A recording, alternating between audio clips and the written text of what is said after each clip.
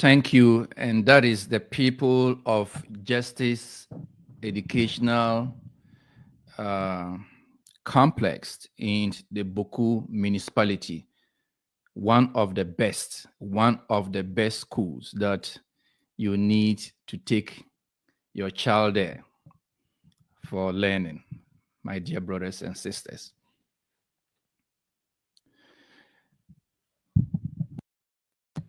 Tonight is part 4 of our journey to solving the Bawku conflict with Kusasis history, as written by Kusasis, for Kusasis, about Kusasis. The problem of the Bawku chieftaincy between the Mamprusis and the Kusasis started with this book written by Syme in 1932. 93 years later, the Kusasis have found the solution that we all need to thank them so very much and embrace it, my dear brothers and sisters. If you've been following this program for the past few days, the part 1, part 2, part 3, you will realize that indeed we are providing raw facts from the Kusasis that gives us the solution to the Bawku conflict. Ladies and gentlemen, permit me to read something from Syme to, as it were, let you understand how significant the solution in this book to the Bawku problem is. In 1932, Syme wrote, "It is with trepidation that I let this small work leave my hand at all, for I know it is very incomplete and no doubt full of inaccuracies." Take 2 words, incomplete, inaccuracies. However, it serves a useful purpose by providing a foundation upon which more capable people than I can gradually build upon the true facts. However, if it serves a useful purpose by providing a foundation upon which more capable people than I can gradually build up the true facts, I shall feel that the hours spent upon it were not altogether wasted. 93 years later, the Kusasis, in telling their own story, provided the true facts that Syme couldn't provide. The inaccuracies that Syme probably provided in this book about the Kusasis. In this book, the Kusasis straightened the records for us. The incomplete work in this book, the Kusasis have completed the work of Syme for us. In this book, Syme never told us when the Kusasi migrated from Burkina Faso to present-day Ghana. He did tell us that indeed that is where they migrated from, but he failed to tell us the deadline that they migrated from Burkina Faso to present-day Ghana. In this book, the Kusasis have told us.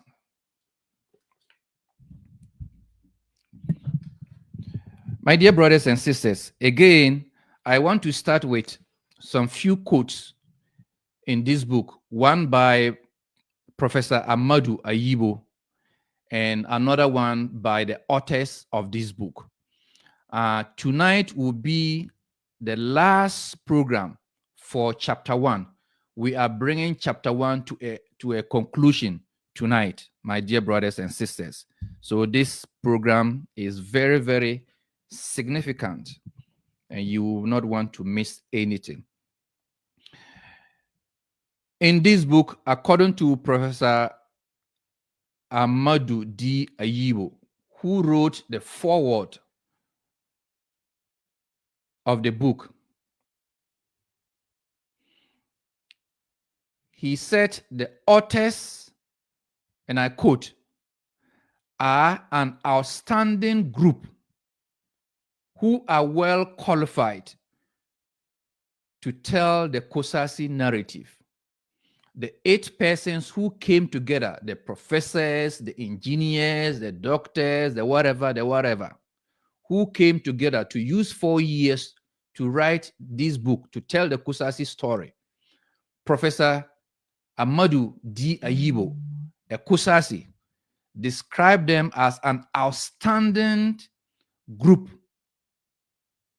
who are well qualified to tell the Kusasi's narrative, my dear brothers and sisters. The Kusasi authors, those 8 authors, described as outstanding personalities and well qualified to tell the Kusasi story. In this book, they also said, and I quote, the authenticity of history is best presented by those who have lived and experienced what they recount. The authenticity of history is best presented by those who have lived and experienced what they recount.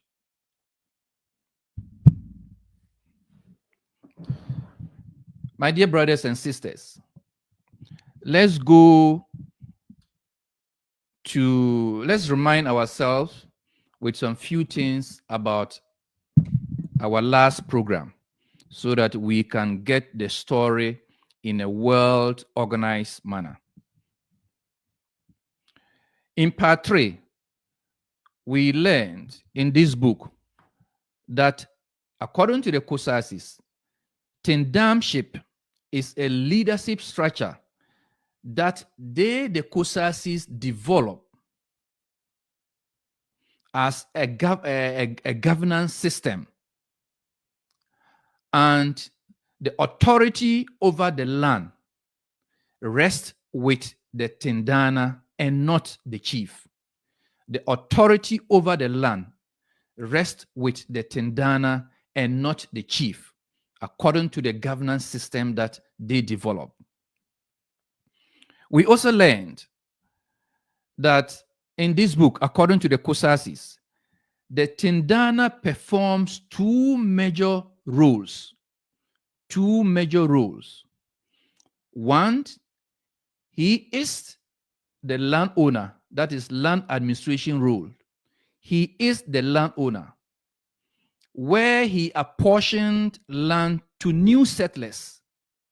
He is the landowner, and he is responsible, as part of his duties, is to apportion lands to new settlers. Logically, if the Kusasis are the indigenes of the Bawku traditional area and the Mamprusis are the settlers, it means that it was a Kusasi Tindana who provided or who apportioned part of the land to the Mamprusi settlers, to the Dagomba settlers, to the Hausa settlers, to the Busanga settlers, to the Bazarme settlers. Logically, that is what it meant. The second rule of the Tindana, according to the Kusasi governance system, as explained in this book, is custodianship of the deities, the Timban, they call them. So these are the 2 major roles or responsibilities of the Tindan. And in the Kusas governance system, the Tindan is their leader. In this book also, the Kusasis have exposed Cletus Avoka by letting Cletus Avoka realize that no, the Kusasis were never an acephalous group because they had a centralized governance system under the Tindanship, and the Tendana is their leader. My dear brothers and sisters, interestingly, also in this book, even though the Tendana performs two major roles, which is land administration and custodianship of the deities, the Kusasis, in trying to do some kululu, told us that the word Tendan connotes land ownership. They refuse to say that it connotes earth priest. Earth priest, the one who performs sacrifices to the deities, the shrines, and all that.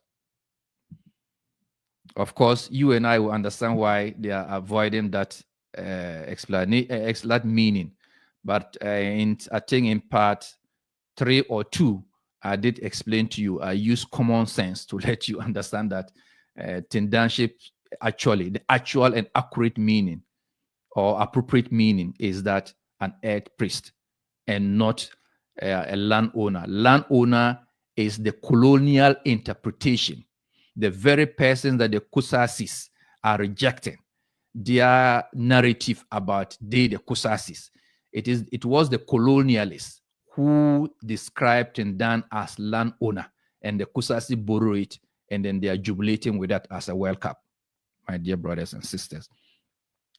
In part 3 also, we learn from the Kusasi history that clans and lineages are groups, I'm quoting, clans and lineages are groups that trace their ties to a common ancestor, real or imaginary. So, for example, the Mamprusi have been telling us that Nagbewa is their ancestor. Now, according to the authors of this book, whether Nagbewa is real, imaginary, a myth or not, it is acceptable for a people who have a clan or who belong to a clan or lineages to have ties with an ancestor. It's just very normal and acceptable. So the Kusasi don't have that problem, right? So Mamprusis, whether Nagbewa is a fiction or not, it is acceptable. Interestingly, though, in the entire book, this particular book by the Kusasis, they haven't been able to mention one single real or fictitious ancestor of the Kusasis for any of the over 60 clans that the Kusasi ethnic group claim to have in the Bawku traditional area. So that is, you need to take note of these things to understand the Kusasis. Again, according to the Kusasis, the two dominant clans among the over 50 clans in the Bawku area, and then the about 10 clans from the Zebila area, two dominant clans among the Kusasis who are also the ruling class are the Zo clan and the Beam clan. My dear brothers and sisters, again in this book, according to the Kusasi authors, one cannot become a chief, whether you are a Mamprusi or a Kusasi or a Bazarme or a Bisa or a Hausa. According to the Kusasis, you cannot become a chief without proof of owning a land. Now, Ghanaians and the world over know that the chieftaincy conflict, the land ownership conflict between the Kusasis and the Mamprusis practically started in 1957. As far as I know, history records tells me that it started in 1932.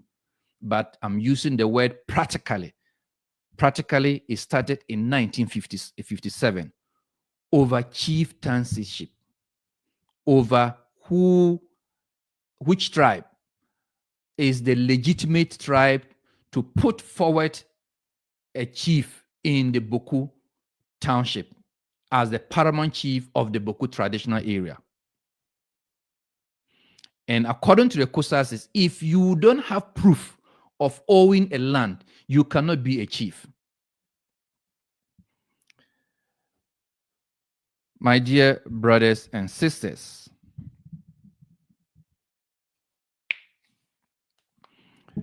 these are the highlights of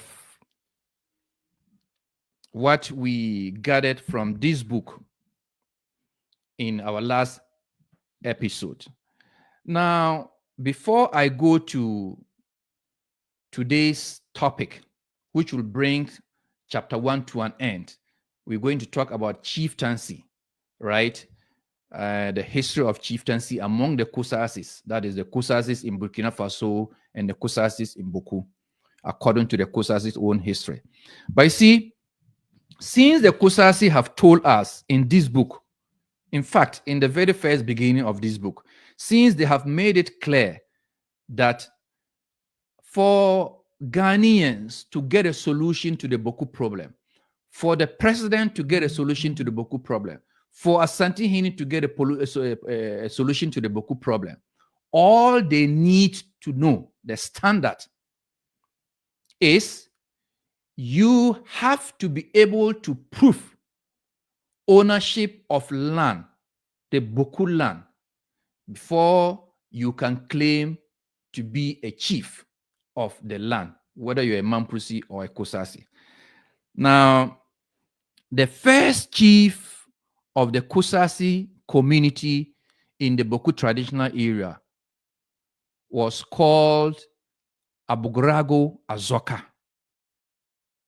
Abugrago Azoka. The current Kusasi community chief is called Aninchema Abugrago Azoka. Now, the Kusasi have told us, and in 1958, they told the Afari Opoku Committee that they are the landowners, right? I'm not going to divert into discussion that at another time we'll find a beautiful day to talk about that. But I'm trying to make a point. And based on that, they made Abugrago Azoka the current Kusasi community chief, the Bawku Naba, in 1957. Let's ask ourselves,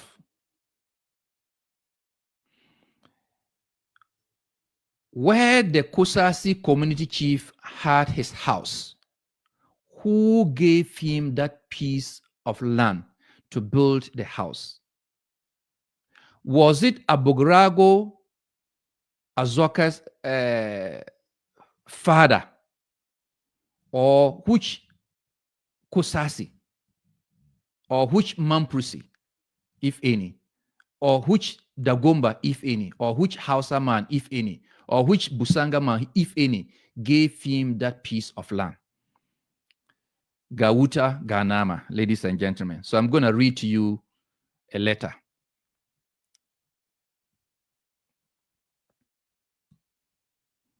I'm going to read to you a letter, my dear brothers and sisters.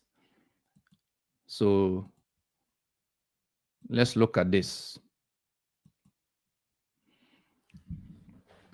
This particular letter was written in 1959. 20th April 1959. And it was a petition. It wasn't a letter, actually. It was a petition written on 20th April 1959. I will not tell you the name of the petitioner right now. I'm going to read the letter, and then when I get to the end of the letter, I will disclose the name of the petitioner. Was the petitioner a Mamprusi? Was he a Busanga? Was he a Kusasi? Well, we will get to know that. This petition was presented to the government agent of Bawku, the government agent of Bawku. And it reads, I quote, "Sir, I started farming in this Bawku 42 years now, near Bawku Nabas. I started farming in this Bawku 42 years now, near Bawku Naba." Now, this letter was written in 1958. So when you do the mathematics, 42 years before 1959 will give you 1917. So this gentleman was telling the government agent that he started farming on a particular piece of land since 1917. The letter continues. Before started this farming, Bawku Naba late father Widana, that is, Bawku Naba here refers to Abugrago Azoka. Remember, Abugrago Azoka was made Bawku Naba by the CPP government in 1957. So 2 years after he was made Bawku Naba, this gentleman wrote this petition. So he said, Bawku Naba's late father, Widana, was then at Pusiga. Bawku Naba's late father, Abugrago Azoka's father, that is Azoka himself, was then at Pusiga before he moved to Bawku. When late Widana came to Bawku, that is Azoka, when Azoka came to Bawku, late Chief Yakubu. Now, this late Chief Yakubu here is a Mamprusi. After reading this, I'll show you some facts, and then you get to understand the story. It says, when late Widana came to Bawku, late Chief Yakubu was then Chief. Late Chief Yakubu was then the chief. He then begged the chief for a plot to put a building. That is, Azoka's father, Widana, begged Chief Yakubu for a plot of land to put in the building. The letter continues. The chief, referring to Yakuba, the chief then called on me to give him a plot. And that is the very plot where Bawku Naba, that is Abugrago Azoka, is occupying. Now, I gave to his late father. The letter continues. Since then, we are all in peace. I do my farming also regularly.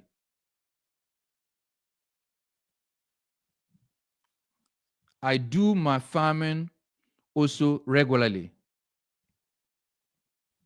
Until this time,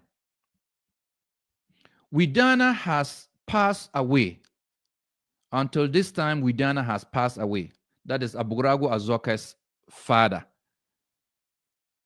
No, Abugrago Azoka's father. Yes, that's Azoka, the first Kusasi chief's father. After the death of your father, that is referring to, he was not speaking directly to the Bawku, Kusasi Bawku Naba, that after the death of your father, then you, Bawku Naba, came there. So after the death of Widana, Abugrago then came to settle on the piece of land that he this person gave to on the authority of the Bokunaba called Yakubu, a Mamprusi Bokunaba. I'll provide you facts for you to get understanding of the letter. The letter continues. After the death of your father, then you, Bokunaba, came there. Still, the love continues. Now, 4 days ago, you, Bokunaba, called me and told me I must not farm there again. That is Abogragu Azoka, after he was made a chief by the CPP government. He then called this gentleman whose father, who gave his father the land, that he should stop farming on the other piece of land that is just close to the house. He continues, a man like me, now he was being, let me say, should I use the word sympathetic or emotional to himself, said, a man like me in such, let me give you the continuation. This is the continuation. A man like me in such an age, what shall I do? Out of this farming, I pay my tax.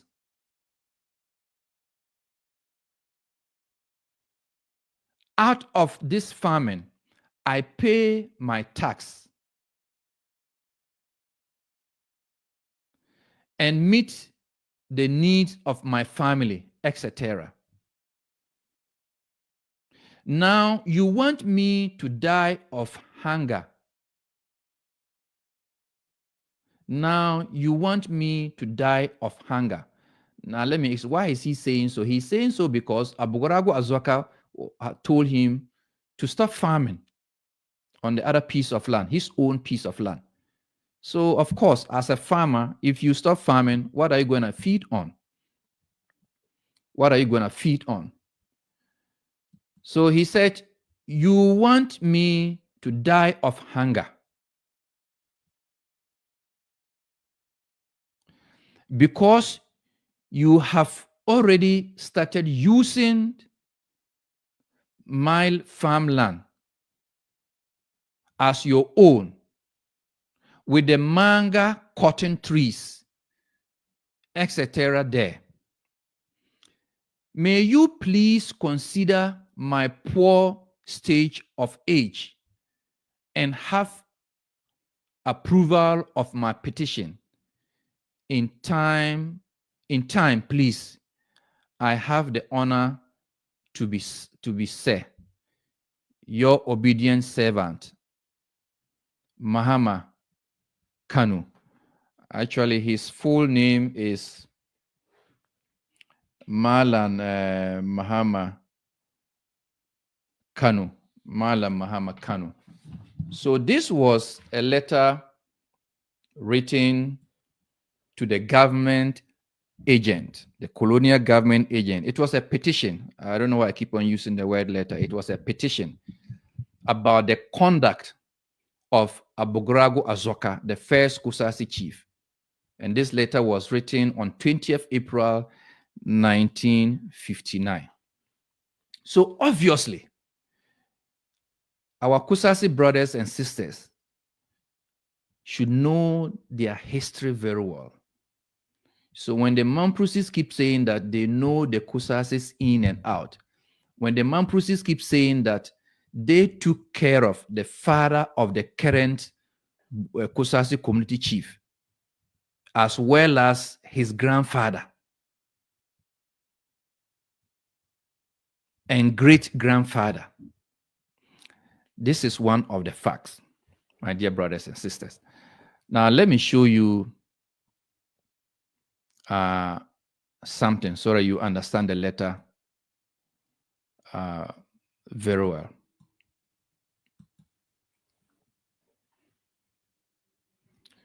Let me show you something, my dear brothers and sisters.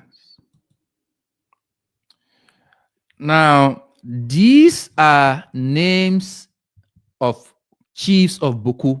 All of them are Mamprusis, 14 of them. And the dates they became chiefs of the Bawku traditional area.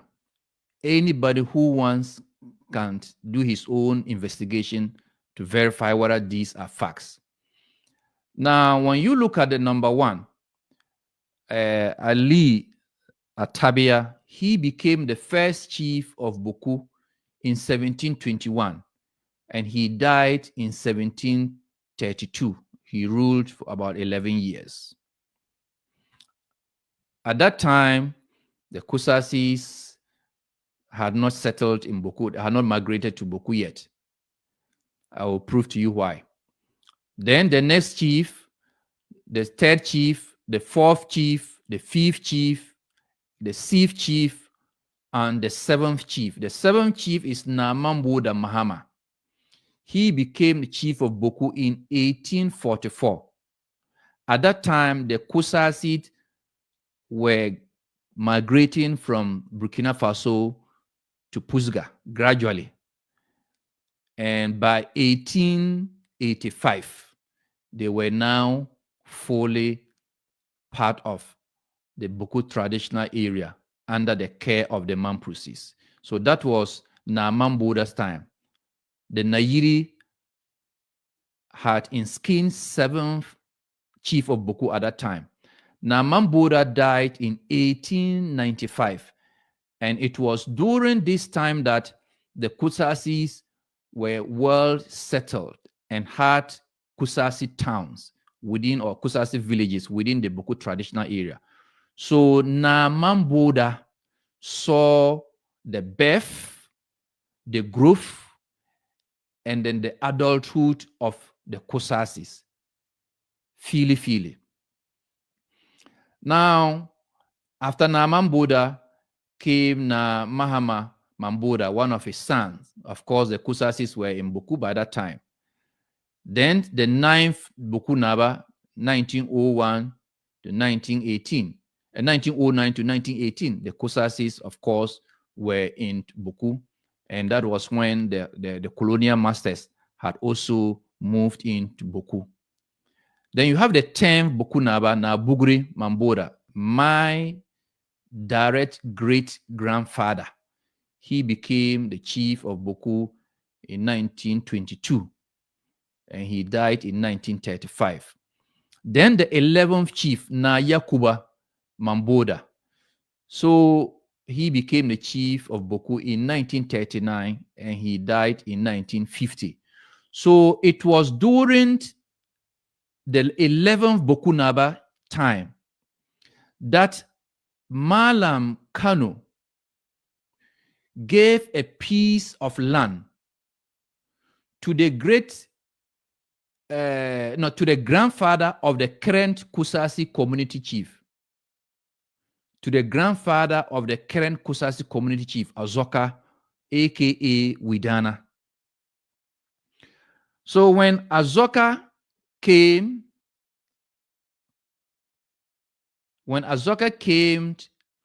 to Yakuba, he moved from Pusga. He migrated from Pusga to Bawku. And when he came to Bawku, he went to the Bawku Naba and begged the Bawku Naba, Yakubu. That is the grandfather of the current Bawku Naba, Shirga, in skin by the Nayiri in 2023. His great grandfather, Bawibani, his direct great grandfather. Azoka came and begged him for a piece of land. And as a chief, he also called Malam Kanu and told Malam Kanu that, I know you have a piece of land in the Gingande area. By that time, the place wasn't called Gingande. There's this stranger of mine who want to join us in the Bawku area. He moved from Pusga. So do you mind getting a place for him, part of your land, to settle there? So Malam Kanu gave him the land, my dear brothers and sisters. Now, when you then come to so Abogrago, Azoka settled there. Then he was being taken care of by the Mamprusis. After his death, Abogrago, the current Kusasi community chief's father, he also was with the Mamprusis, and he lived. Not he lived. He was a sandal bearer of the 13th Bokunaba, Nairmia Mahama Salma, who became the chief of Boku in 1957 until his death in 1962. And it was during this time, his time, that the Kusasis also decided that Abogrago Azoka should be their chief. And that is where the problem that we are facing in Boku today started, my dear brothers and sisters. So it is significant for us to know these facts. So, of course, the Kusasis who claim Abogrago Azoka is a Tendana. The Tendana had no land. Somebody had to give him land. The Kusasis who also claim in this book that by their governance system, the Tendanaship system, the authority of land is rested on the Tendana. Well, by the Mamprusis governance system, the chieftaincy system, it is the chief. It is the chief. And that was why when Abogrago's father came to settle in Boku, he didn't go to any other person. He came to the chief of Boku, the 11th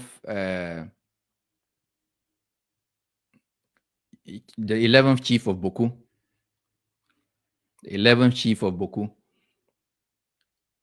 to beg for land. My dear brothers and sisters, let's also understand something that I want to share with you.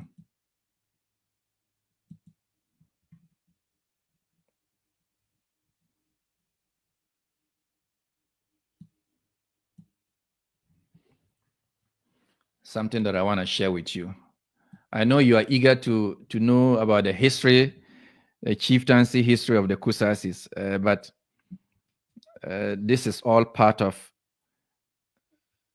the ingredients that we need to let the world understand the problem and how the Kusasis have been able to provide us a solution to this problem, my dear brothers and sisters.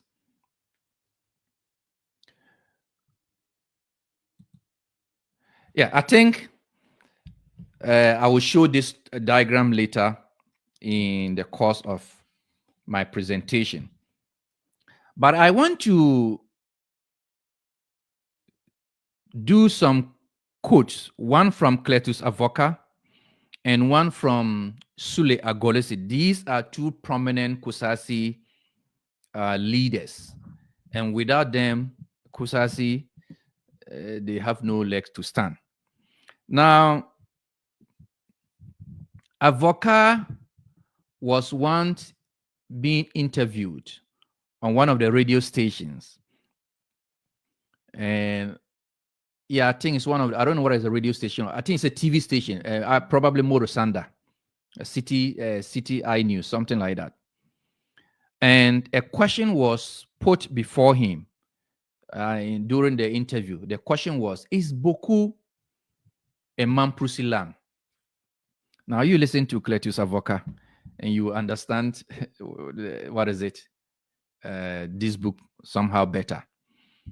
So the question was asked, is Bawku a Mamprusi land? And this is how Avocat rattled. He said, Bawku is not a Mamprusi land. It is a Kusasi area. Now he gave the history. You know, the Kusasis, interestingly, they seem to believe that they know the Mamprusi's history. Right?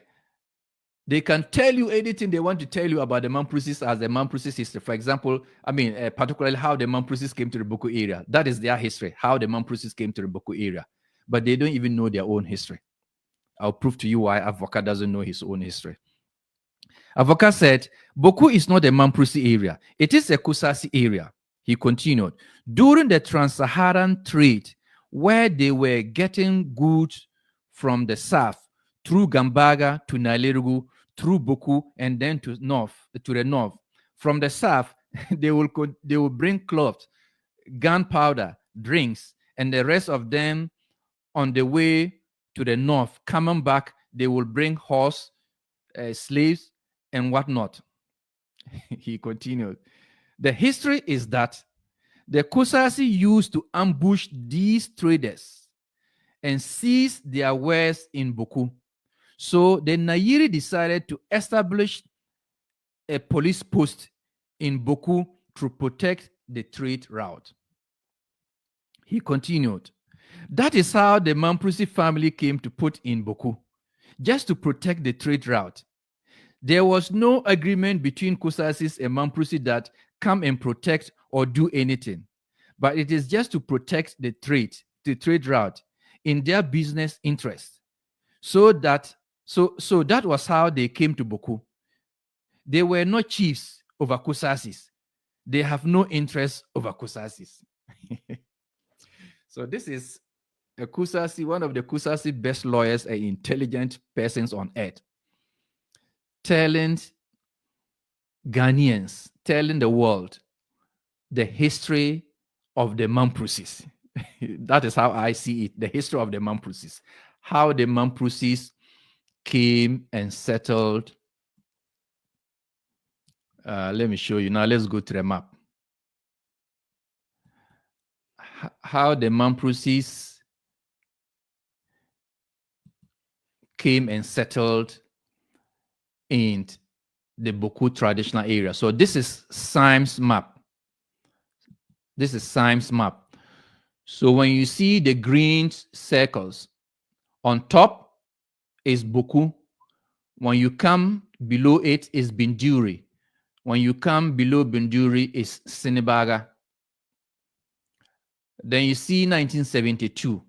That was when the first Bawku Naba was enskined by the 10th Nayiri of Mamprugu.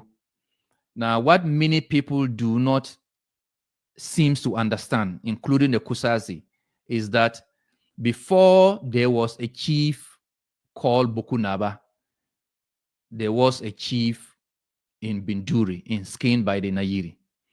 Before there was a chief in Binduri, there was a chief enskined by the Nayiri in Sinibaga. So when you come to the Bawku area, Mamprusi history will tell you that the first chief in the Bawku area, I'm not talking about the Bawku traditional area, I'm talking about the Bawku municipality, is the chief of Sinibaga, before the chief of Binduri, before the chief of Bawku. So if the chief of Bawku, the first chief of Bawku was enskined in 1721, you can guess that probably the Binduri chief was enskined maybe 2, 3, or 4 years before then. The Sinibaga chief was also enskined probably 3, 4, or 5 years before then, right? Now, before this time, when the Nayiri was enskinning chiefs for Bawku, the Bawku municipality, I don't even want to talk about Bawku traditional area. Let's limit it to Bawku municipality. The Kusasis were still gallivanting in present-day Burkina Faso, somewhere in Zouaga, Bingu, and Yuga. Their own history tells us that they were in Burkina Faso in 1870. when they migrated from the Sudanese Empire. They came to Burkina Faso. By 1870, they were in Burkina Faso. Right? Now, if you listen to Avoka telling you how the Kusasis came, and that the Kusasis came to protect what and what and what on all, the Kusasis don't have any interest over Kusasis. I mean, the Mamprusis don't have any interest over Kusasis and all that. That is how they mislead the public. They pollute the minds of the public. They just rattle anything. What I just read to you, it doesn't make sense. Right? The Trans-Saharan what and what and what. Now, I'll help you make sense of it. Now, let's go to the Trans-Saharan trade. You know, in one of my episodes, probably it should be either my second or third programs, I talk about the Trans-Saharan and the transatlantic slave trade. Now, when you look at this diagram, just to make Avoka know that he doesn't know his history, when you look at this diagram, my dear brothers and sisters, let's go by the 1600, the green, the blue one at the top right of the diagram, 1600. Now, the Kusasis told us that they migrated from the Sudanese Empire to Burkina Faso, then to Ghana. History tells us that the Sudanese Empire, which included three major empires around that time, that is the Ghana Empire, the Mali Empire, and the Songhai Empire. These empires existed, among other empires, existed between 1400 to 1600. 1400 to 1600. That is, the empires existed until the 17th century. The 17th century. And indeed, that was the time there was these activities of trans-Saharan trade and the transatlantic slave trade, my dear brothers and sisters. Now you realize that around this time, the Mamprugu kingdom had the 10th Nayiri in the person of Na Atabia. In other words, Mamprugu existed during the time of the Sudanese Empire, during the time of the Mali Empire, the Songhai Empire, and all those empires that were in existence collectively referred to by the whites or the Europeans as Sudanese Empire. Where were the Kusasis around that time? Even around that time, the Kusasis were not in present-day Burkina Faso. When you go to the left top corner, 1870, that is the date the Kusasis gave us in their history book, that they were in Burkina Faso when they migrated from the Sudanese Empire. Then, around 1885, or by 1885, they were in the Bawku area, the Bawku traditional area. Now, you see the greens, bottom down. I mean, bottom down. At the bottom, you see the green. There are two greens. One is representing Boya, and one is representing what is it? Gombo. You see, when the Kusasis migrated from Zouaga, Bing, and all that, they came and settled there, right? And then when you follow the green light to where you have the red mark, the red mark represents Bawku. And then after the red mark, to the left in that green, represents Yarugungu. It is also another place, according to the Kusasi history, that they came and settled. Now, they came to these places from where? From Bingu, Yuga, and Zwaga, and those those are the marks represented by orange, I would say bluish, and some little purple. I have problem with colors, right? This is just a diagram to show you, to help you visualize the map. Now, when you look at the Bawku area, on top with light green is Gombo, the Gombo near Bawku. If you follow the part 1, part 2, part 3, you will understand all these that I'm talking about. Now, when you come to 1721, again, that was when the first Bawku Naba was enskined by the Nayiri to represent him in the Bawku traditional area. And of course, as I said, the Saharan transatlantic slave trade, yet it is true that they used to pass through Burkina Faso, Tinkurugu, come to Bawku before going to Nalerugu, and then all that, right? So the Mamprusis were there protecting the the trade route for bandits, criminals, activities that the Kusasis were engaged in, as told us by Avoka. He was protecting the law-abiding, the Nairi did so to protect the law-abiding traders who were trading to make a living, to grow the economy of their native homes, and of course, Mamprugu Kingdom as well.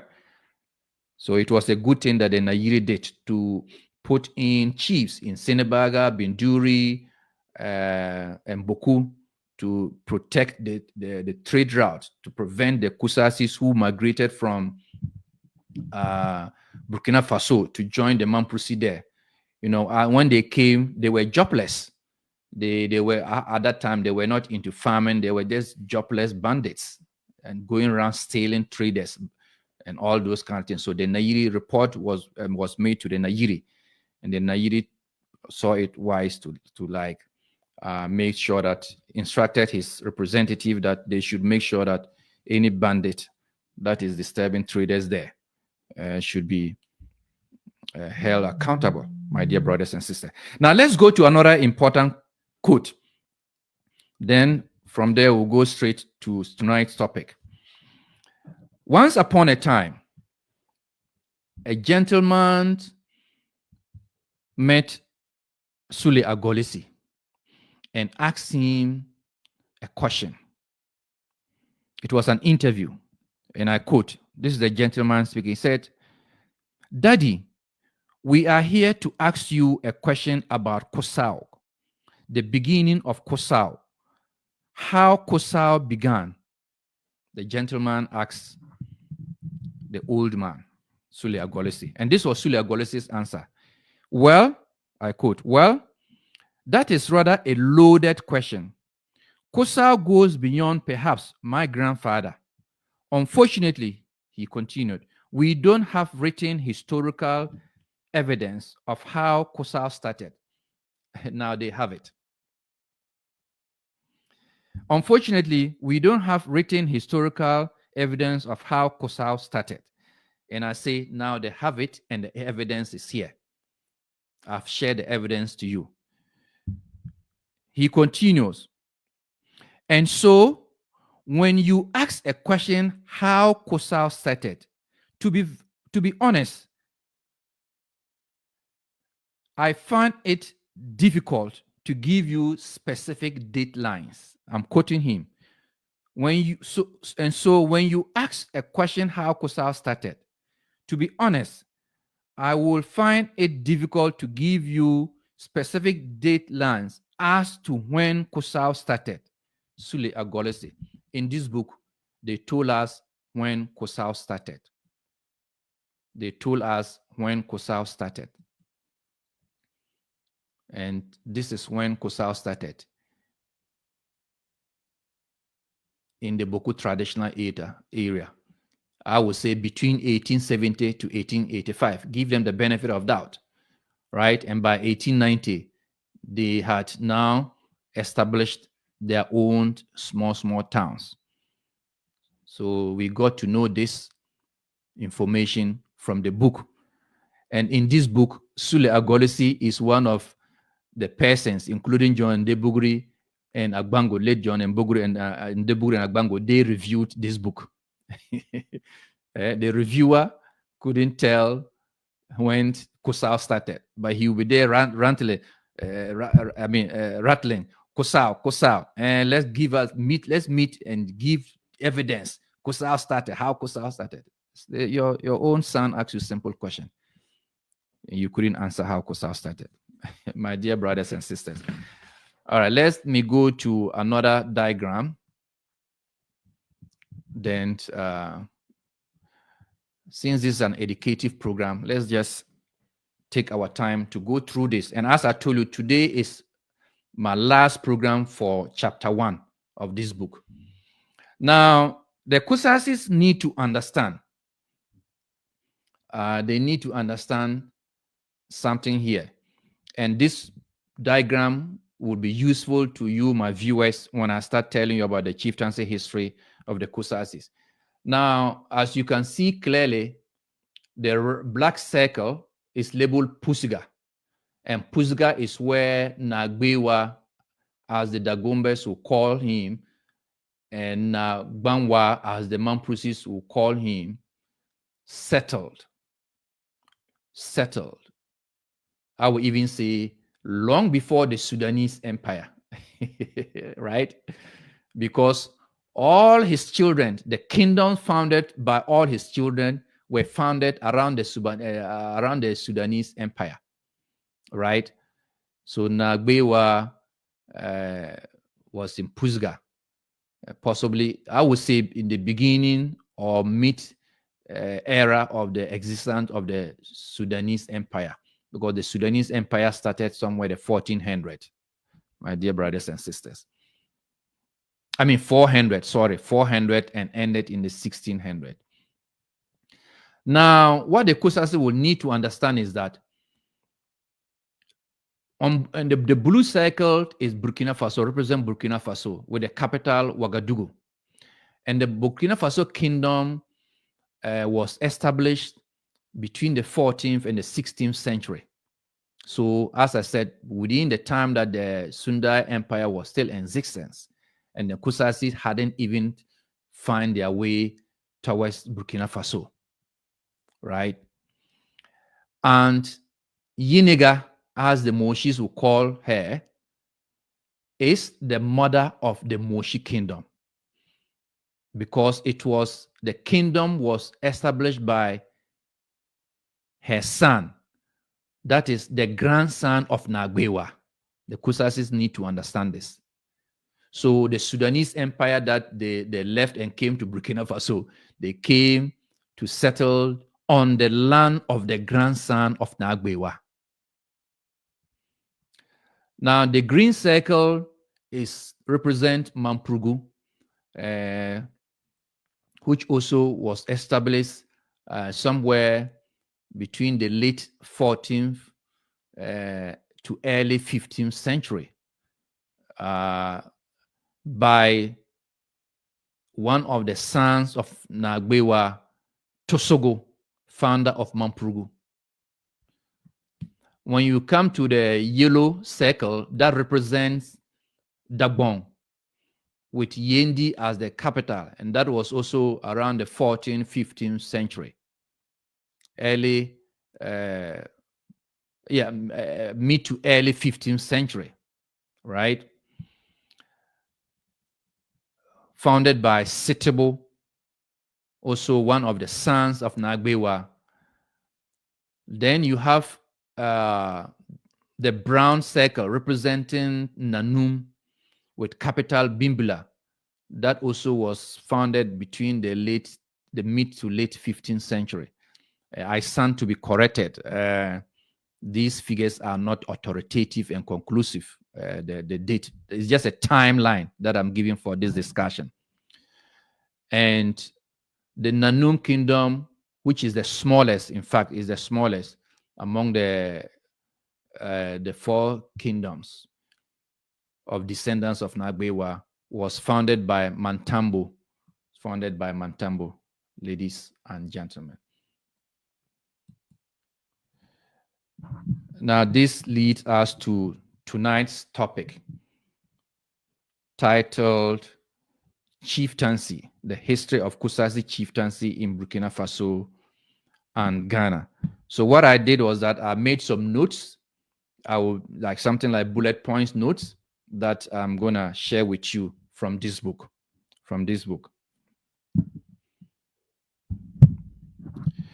According to the Kusasis,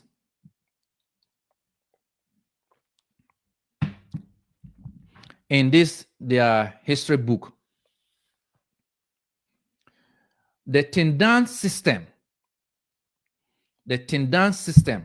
was the common practice among the Kusasis settlers in present-day Ghana. The Tindan system, the governance system that they claim they established, where authority of the land was rested on the Tindan, who is their leader.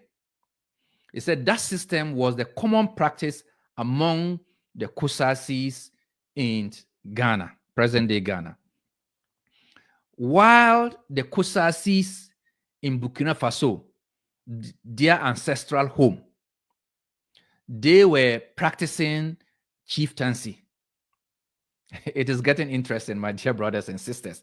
The Kusasis told us in this book that they, Kusasi, developed a governance system known as the Tindanaship system. And by that system, it refutes the distorted argument presented by authorities, historical authorities, that they were an acephalous people because they didn't have a centralized government. Avoka also said so. This book said, no, it is not true. We had our own system called the Tindanaship system, and that was a centralized governance system. Now, they continued in this book to tell you that this system was very common, or was common among the Kusasis in Ghana. Now, we have Kusasis in Burkina Faso and Kusasis in Ghana. Let's get it right. The Kusasis in Ghana came from Burkina Faso. Not all of them. So they left some of them there. The original Kusasis remained in Burkina Faso. The ancestral Kusasis remained in Burkina Faso. However, the second-hand Kusasis, when they came to the Bawku area, they were practicing the Tindanaship system. The original Kusasis in Burkina, they were practicing chieftaincy.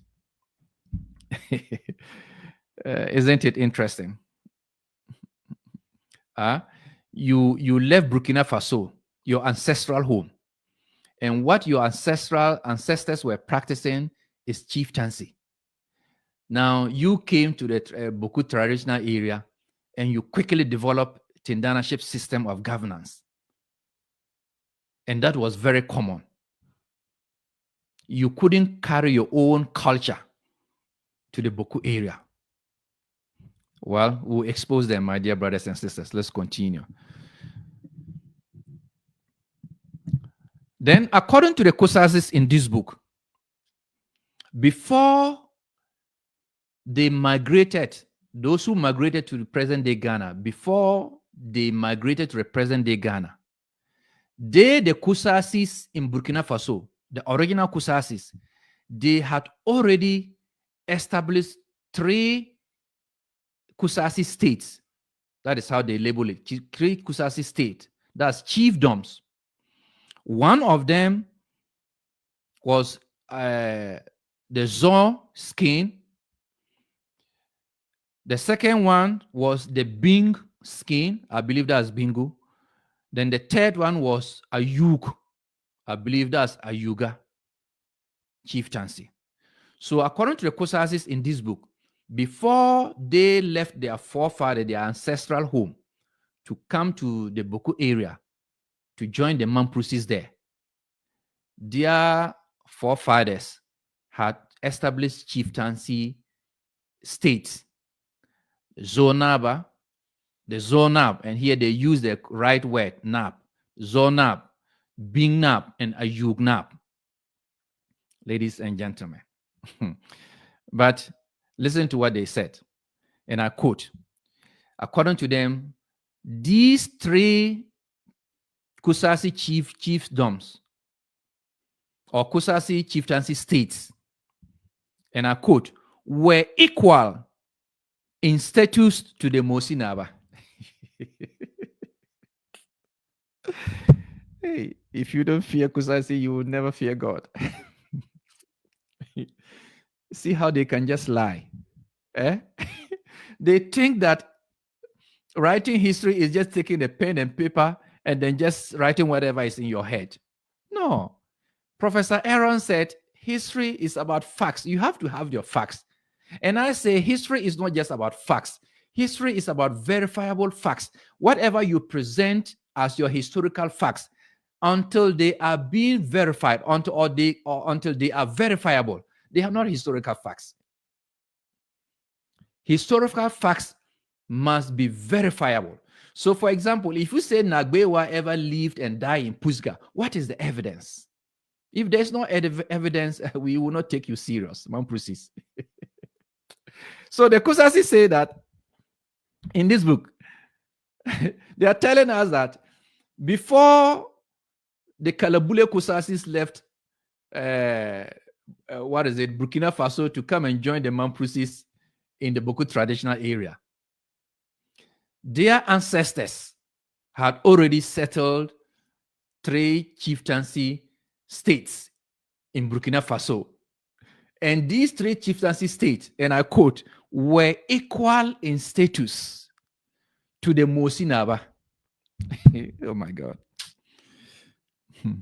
Anyway, let me continue. The Kusasi went on to say that, so for them, whether Tindanaship or chief, whether Tindana or chief, they had a well-developed system of governance. Whether Tindan or chief, they the Kusasi have a well-developed system of governance. The original Kusasis in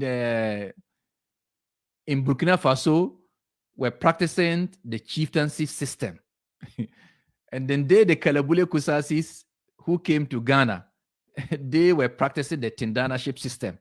So those of you who are saying the Kusasis didn't have or don't have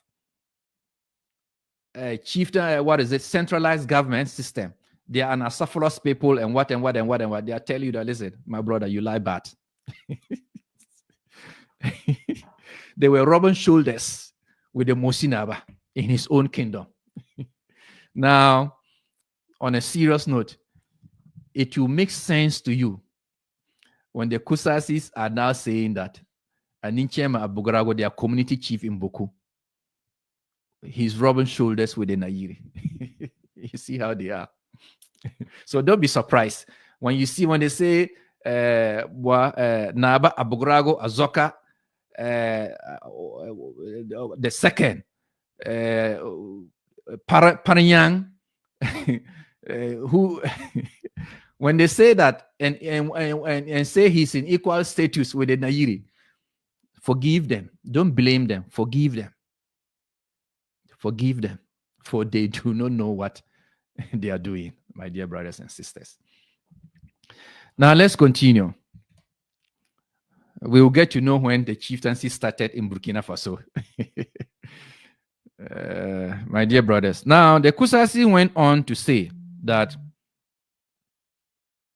and I quote, I'm quoting here, when they arrived in their present location, that is the Bawku traditional area, escaping French brutality, they did so under the leadership of chieftains.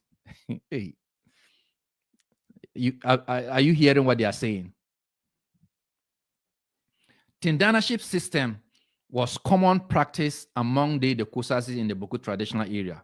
Chieftaincy system was the common practice among the Kusasis in Burkina Faso. Now they are telling us that when they left Burkina Faso and they came to the Bawku traditional area, they did that under the leadership of chieftain. They didn't say they did that under the leadership of Tindanship. They said they did that under the leadership of chieftain. I just don't get it. I don't get it. But now, again, I understand the Kusasis. And I'll give my closing remark, and you will understand why I said I understand the Kusasis. So you take note of that.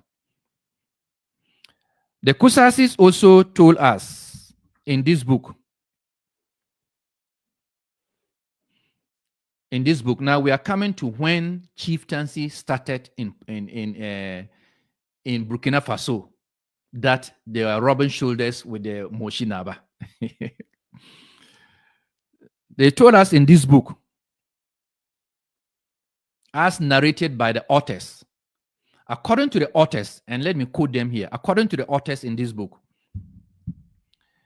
they interviewed, and I quote, a 80-year-old prince of Zon in Burkina Faso, the Zognaba skin, and the Zognaba skin, arguably the oldest and the most prominent skin of Kusas, dates back to 1789.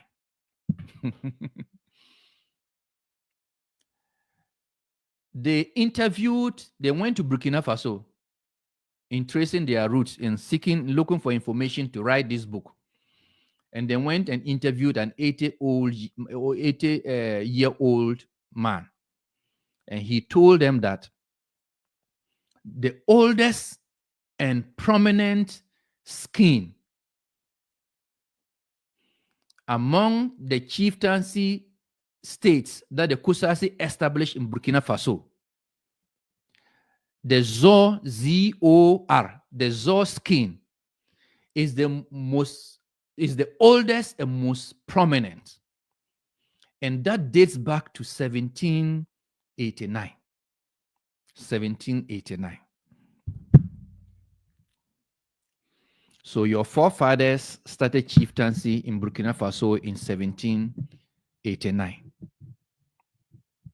That is what you told us.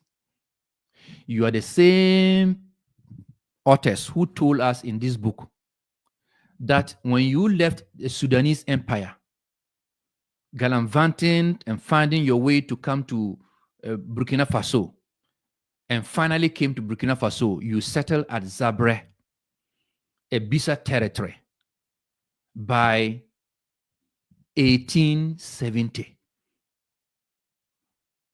1870. And from Zabre, that you moved to go and establish your own settlements. That is the Zor settlement, the Bingu settlement, the Yuga settlement, and then the Zouaga settlement. Then, now you are telling us that the oldest chieftaincy that you established in Burkina Faso was in 1789. Abba Kusasi. Abba. Let me borrow your own word. Abba Kusasis. Again, I'll give my closing remark after ending this program. So let's continue. Then listen to this again. According to the authors, the same old man told them that the first son of his ancestor called Atis, the ancestor called Atis, A-T-I-S, the first son of Atis, named Anima, Nima. I don't know what I'm getting the pronunciation right. Now listen to this carefully. According to the old man, as narrated by the Kusasi authors in this book, after the old man telling them, the 80-year-old man telling them that the Zo chieftaincy is the most the oldest and the most prominent, which dates back to 1789. He went on to tell them that the first son of his ancestor, and that ancestor is Atis, and the first son is Anema. He became the first chief of Zos. Zos is Z-O-R-S-E. You take note of that word, that name. He became the first chief of Zos as Zonaba in 1783. And he died in 1858. Kusasis. What is it? That's what Fela Kuti will say, opposite people. If not opposite people, you came to Burkina Faso to live with the Bisses by 1870. Then the oldest chieftaincy that you established in Burkina Faso is older than the time that you came to settle with the Bisses. Now, you didn't end there. The first son of the old man who is telling you, the ancestor of the old man, who told you that the oldest and prominent Kusasi chieftaincy in Burkina Faso dates back to 1789. This his ancestor's son became the chief of Zos in 1783. I mean, Kusasis. Now, I did some research. So I did some research to find out whether there is a settlement area in Burkina Faso called Zos. And I couldn't find one. However, my research, when I went back to my research tool and then asked the same question, whether there is a settlement area called Zos in Ghana, I didn't even say the Bawku traditional area. I made it open. I said in Ghana. Then the answer I got was that yes, indeed, there is a settlement area called Zos in the Bawku traditional area, and that it is a Kusasi settlement. Right? Now, why this is significant to note is that the Kusasis told us when they left the Sudanese Empire, they didn't migrate to present-day Ghana. They first migrated to Burkina Faso in Zabre. From there, some few years later, they left the Bisses and then went and established their own settlement areas, even before coming to the Bawku traditional area. Yet, they're giving us a date where a Kusasi chief became a chief in a year before even their settlement in Burkina Faso.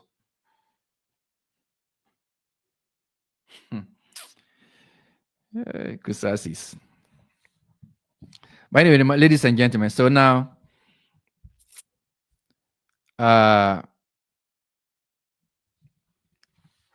let's continue.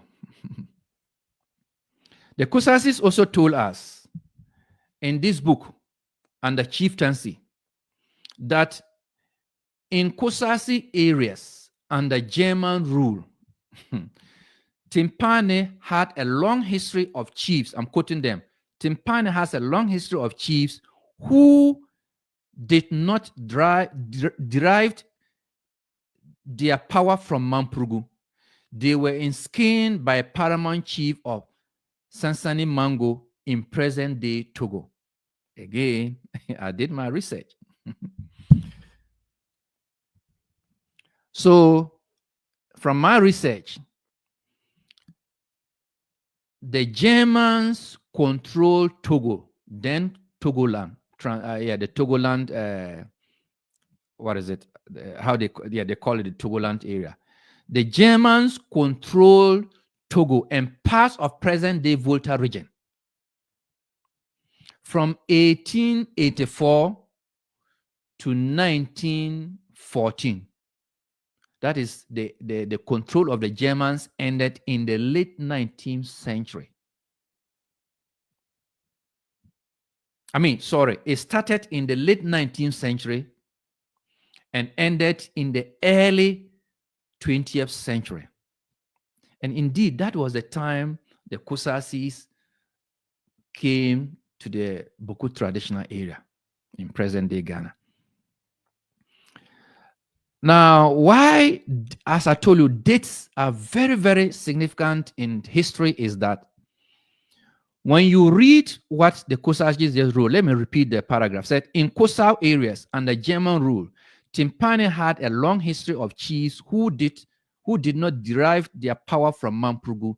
They were in scheme by the paramount chief of Sansani Mango in present-day Togo. Now, if you don't provide dates, you can easily mislead the reader.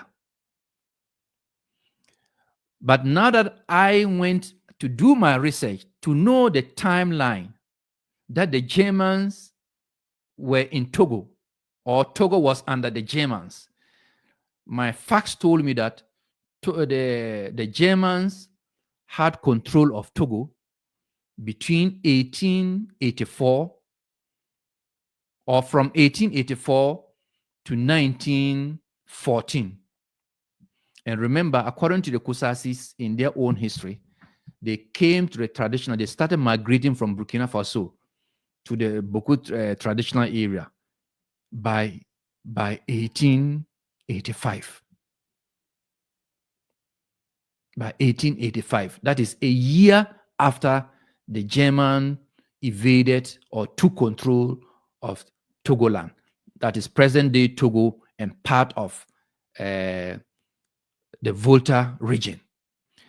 The Germans, my research tells me that the Germans never ever had control in any part of the northern territories where Timpani falls under.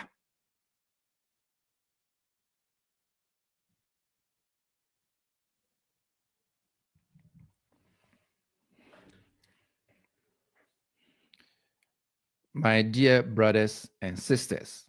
But of course, to be fair to the Kusasis, it doesn't mean that the Germans somehow didn't have some influence within the Timpani area. So let's also get that right. Now, the last point before I give my closing remark, the Kusasis then concluded by telling us that the Timpani skin belongs to the Nabedim. They call them the Nabedim. And listen to the Kusasis. That the Nabedim is a Kusasi clan, one of the Kusasi clan, which migrated from Bingu and settled in Sakoti, near Nangodi, before moving to Timpani around the 18th century. Again, 18th century gives you from 1701 to 1800. And of course, if you're talking about the Germans who were in Togo or who invaded Togo around the 1884, and you also look at the fact that the Kusasis said they were in the Bawku area by 1885, assuming that indeed this Nabet Dim clan is a Kusasi clan, right? And they migrated from Burkina Faso to Nangodi, to Sakoti, near Nangodi or the Nangori area, before even coming to Timpani. It tells you that they probably were in Timpani around the 1890s. That is the late 18th century. My dear brothers and sisters, now this is my conclusion. I'm going to give you my concluding remarks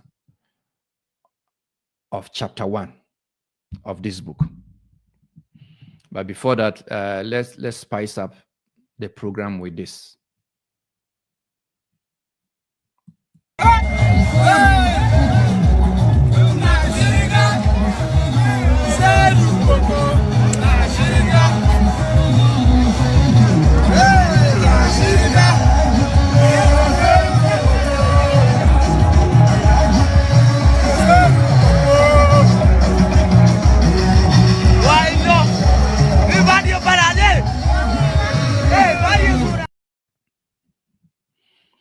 I think let's enjoy one more. It's just 26 seconds. Let's enjoy one more.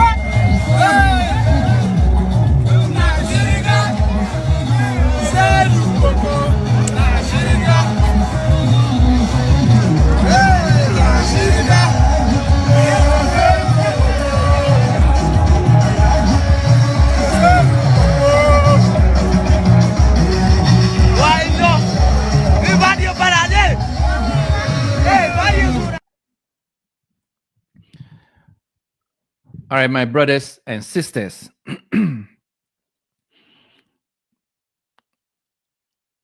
Taking from what I learned from this book, the chapter 1 of this book, especially the last part which I talked about today, which is the chieftaincy. This is my concluding remarks. 1, the Kusasis' own history. This book, the Kusasis' own history. Regarding their practice of chieftaincy, contradicts their own deadlines about their migration and governance system. That is one of my concluding remarks. The Kusasis' own history about their practice of chieftaincy in Burkina Faso and in Ghana contradicts their own deadlines about their migration and governance system. Number 2, and then the last one, the factual inaccuracies they presented in this book, in their narrative, probably is to mislead and deliberately indoctrinate the gullible third generation Kusasis to continue to believe that Bawku is their land, hence incite them against the Mamprose people. It only exposes their lack of understanding of their own true history, told with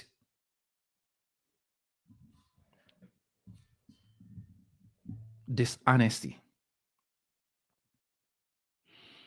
The factual inaccuracies presented in their narrative, probably to mislead and deliberately indoctrinate the gullible third generation Kusasis to continue to believe that Bawku is their land. Hence, incite them against the Mamprose people only exposes their understanding, their lack of understanding of their own true history,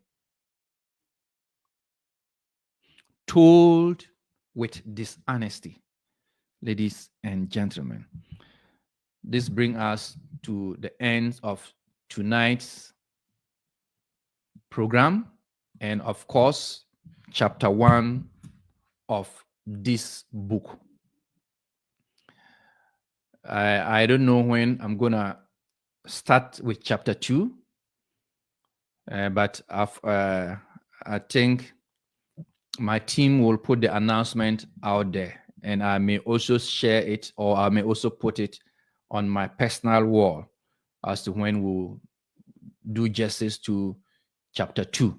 But for now, I think with this, let's make good use of chapter 1.